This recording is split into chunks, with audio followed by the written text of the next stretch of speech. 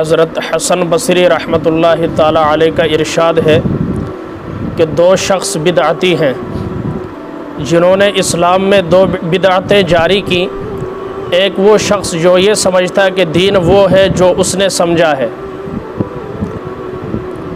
Engineer محمد علی مرزا کی طرح، جاوید غامدی کی طرح، یہ جتنے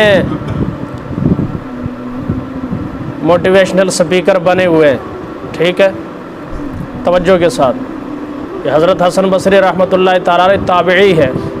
تابعی اسے کہا جاتا ہے جنہوں نے صحابہ کی زیارت کی ہو، صحابہ کا زمانہ پایا ہو۔ فرماتے ایک وہ شخص جو یہ سمجھتا ہے کہ دین وہ ہے جو اس نے سمجھا ہے اور جو اس کی رائے کے موافقت کرتا ہے وہی ناجی نجات پانے والا ہے۔ دوسرا وہ شخص جو دنیا کی پرستش کرتا ہے، ٹھیک ہے، پاس بیٹھو جی، اچھا ماشاءاللہ کیا کرتے ہیں جی؟ جی امامت خطابت ہے، بس کوئی دکان وغیرہ تجارت کاروبار جو اس طرح، ٹھیک ہے، ان کی بات ہو رہی ہے، توجہ کے ساتھ۔ وہی ناجی ہے، دنیا کمانے والوں سے خوش ہوتا ہے، جو دنیا کی پرستش کرتا ہے اسی کا طالب ہے، دنیا کمانے والوں سے خوش ہوتا ہے اور جو دنیا نہ کماوے اس سے خفا ہوتا ہے، ٹھیک ہے۔ ایک عالم دین آئے اور مقابلے کا چودھری آئے، جو عزت اسے ملتی ہے حافظ کو عالم دین کو نہیں ملتی۔ یہ نشانی ہے اس بات کی کہ یہ دنیا کا طالب ہے۔ کیا ہے؟ دنیا کا طالب ہے، تبھی تو انہیں اہمیت دیتا ہے، اور عالم دین کو کوئی اہمیت، ٹھیک ہے، الیاذ باللہ حقیر سمجھتے ہیں۔ اور یہ سوال کھلے طور پر ہے کہ قیامت کے دن چودراہٹ اور پیسہ یہ نہیں چلے گا، مال نہیں چلے گا، مال دنیا میں نہیں چلتا۔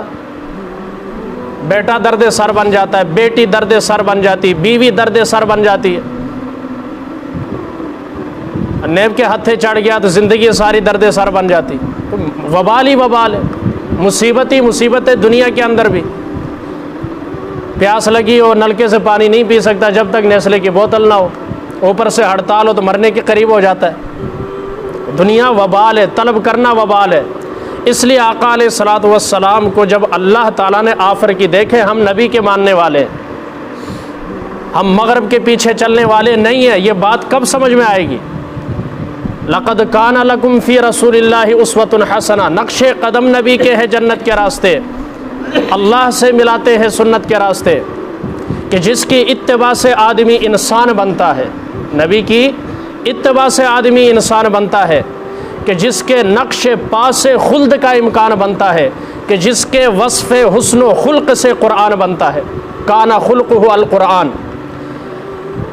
محبوب اگر آپ چاہیں تو یہ جو پہاڑ ہے سونے کا بنا دیں۔ توجہ کے ساتھ سنیں ذرا، آپ نے کیا فرمایا؟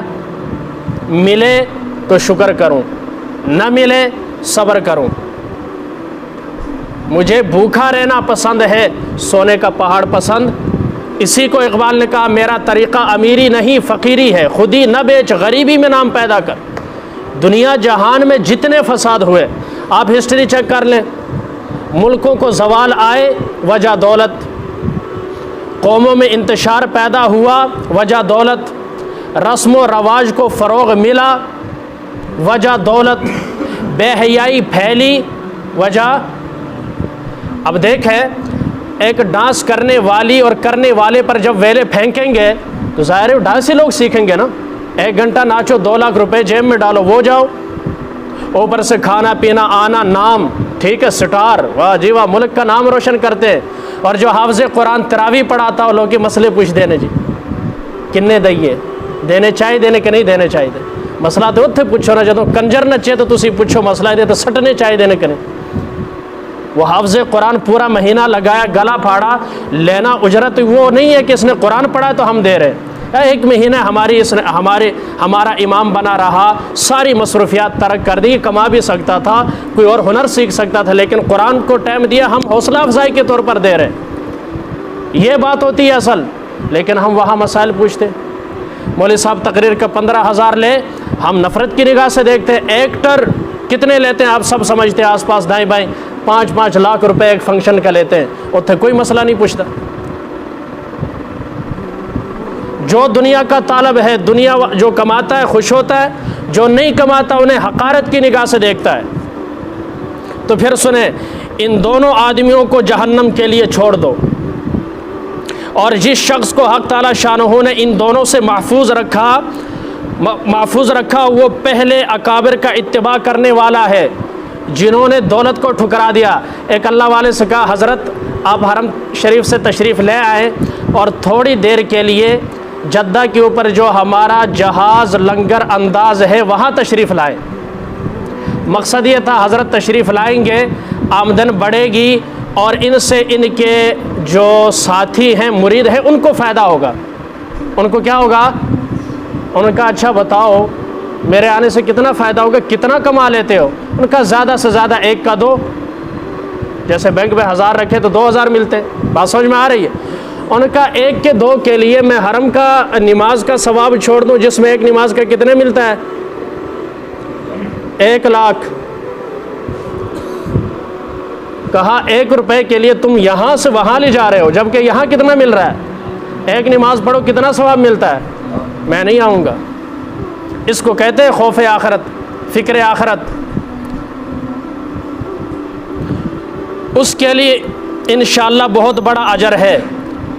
अल्लाह हमें इस दुनिया की ज़िंदगी में अपनी आखिरत की फ़िक्र नसीब फरमाए और हमें अपनी हकीकी मंजिल की तैयारी और फ़िक्र नसीब फरमाए, आमीन। ये है दुनिया छोड़ कर जाना, ये बात कन्फर्म है, याद रहे।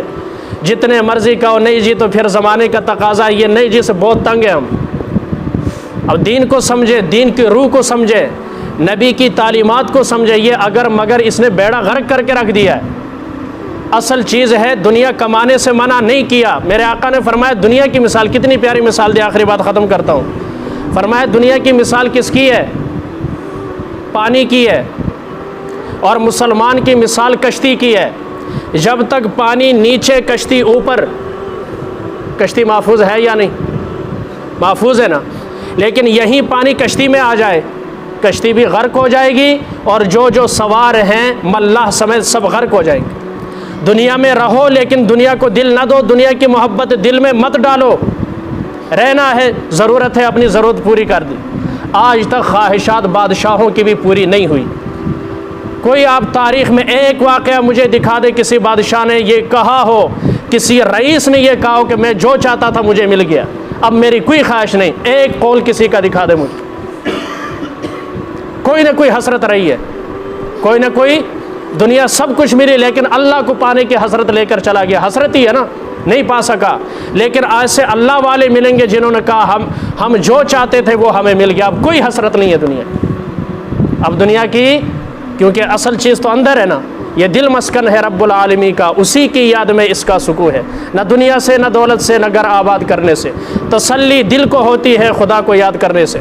आज से ये अहद करें कि दुनिया को जितनी फ़िक्र दुनिया की करते हैं उतनी आखिरत की करेंगे। तो प्यारे आका सल्लल्लाहु अलैहि वसल्लम ने फरमाया, जो आखिरत के गम को अपना गम बनाएगा, अल्लाह दुनिया के सारे गमों से उसे बेगम कर देगा।